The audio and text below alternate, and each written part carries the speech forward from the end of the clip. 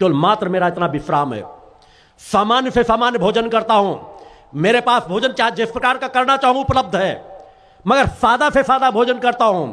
मेरे शिष्य, मेरे नजदीक रहने वाले शिष्य भी कई बार कह देते हैं भंडारे की सब्जी अच्छी बन जाती है, गुरु जी की सब्जी तो बहुत सादी रहती है।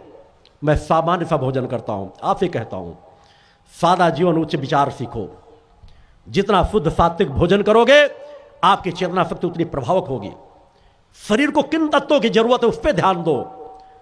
बहुत तीखा मिर्च मसाले की चीजें, टाफी, चाट मसाला, कुरकुरे, इन सब चीजों में अगर उलझे रहोगे तो उसी तरह तुम्हारा जीवन बन जाएगा। देखते देखते 50 सालों में कितना बर्बाद कर चुके हो तुम अपने आप को। केवल 50 साल पहले ध्यान उठा करके देखो कि तुम्हारे माता पिता के पास क्या सामर्थ्य रहती थी। 50-50 किलोमीटर अपने आप पैदल चले जाते थे। एक एक बड़े बड़े गेहूं के, चावलों के भरे हुए बोरे एक हाथ से उठाकर कंधे पीठ पे लाद लेते थे। आज किसी के पास है सामर्थ्य? शासन भी कानून बना रहा है कि बोरे को कट्टी कर दो, हाफ कर दो। मैं तुमसे पूछता हूं, इस कट्टी को फिर क्या करोगे? कितना नीचे जाओगे? अपनी ताकत को बढ़ाओ, अपनी सामर्थ्य को बढ़ाओ। सादा भोजन जितना करोगे उतनी तुम्हारे साथ शरीर में एनर्जी, ऊर्जा होगी। विकारों से रहित जीवन जियो और देखो तुम्हारी सामर्थ्य कितनी बढ़ती है। तुम 4 घंटे में जो नींद नहीं ले पाते, वो 1 घंटे की नींद में तुम्हें उसकी पूर्ति हो जाएगी। जो 4 घंटे पूजा करने पर स्तुति के ऊपर स्तुति करते रहते हो, वो ऊर्जा नहीं प्राप्त कर पाते। मात्र 10-5 मिनट मां के चरणों में श्रद्धा, विश्वास, समर्पण की भावना लेकर के बैठो कि मां मेरी ही, मैं मां का हूं।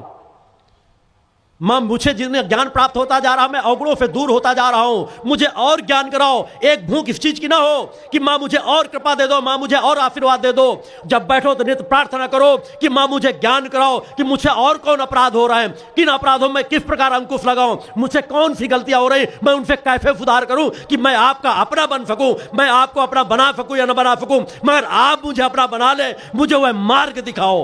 उस पथ पर चलने का रास्ता तो तलाश हो। आपके गुरु ने उस रास्ते का चयन किया है, मां के आनंद को पाया है। मैं तुम्हें विश्वास दिलाता हूं, उस पथ पर चल कर तो देखो, तुम उस पथ का आनंद प्राप्त कर सकते हो। ना तुम मां से दूर हो, ना मां तुमसे दूर है। सब कुछ आपके पास है, सब बड़ी धरोहर आपके पास है। अपने अंतःकरण में झांक करके तो देखो, भगवान की जय। सच्चा मां से प्रेम करके तो देखो, मां के भक्त बनकर तो देखो, अपने अंदर की इंसानियत को जगा करके तो देखो। एक बार उस इंसानियत को जगाने में सफल हो गए, तुम्हें एक अलग तृप्ति मिलेगी, एक अलग आनंद मिलेगा। रात में जब सोओगे भी तो तृप्ति की नींद मिलेगी। अगर स्वप्न भी आएंगे तो परोपकार करते हुए जीवन मिलेगा, सतमार्ग करते हुए जीवन मिलेगा। देवी देवताओं के दर्शन करते हुए स्वप्न आएंगे जो आपकी ऊर्जा को प्रदान करेंगे। नहीं, आप घातक स्वप्न देखते हैं, कहीं कुछ निरर्थक स्वप्न देखते हैं और रात में आप पसीना पसीना हो जाते हैं।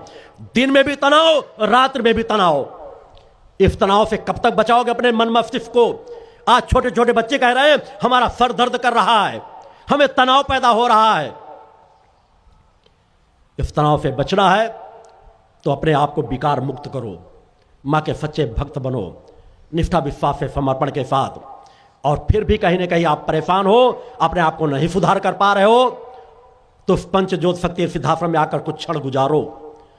2-4 घंटे दो, वहां मूल ध्वज में बैठ करके देखो, मां का जहां अखंड गुणगान हो रहा है, बैठ करके देखो।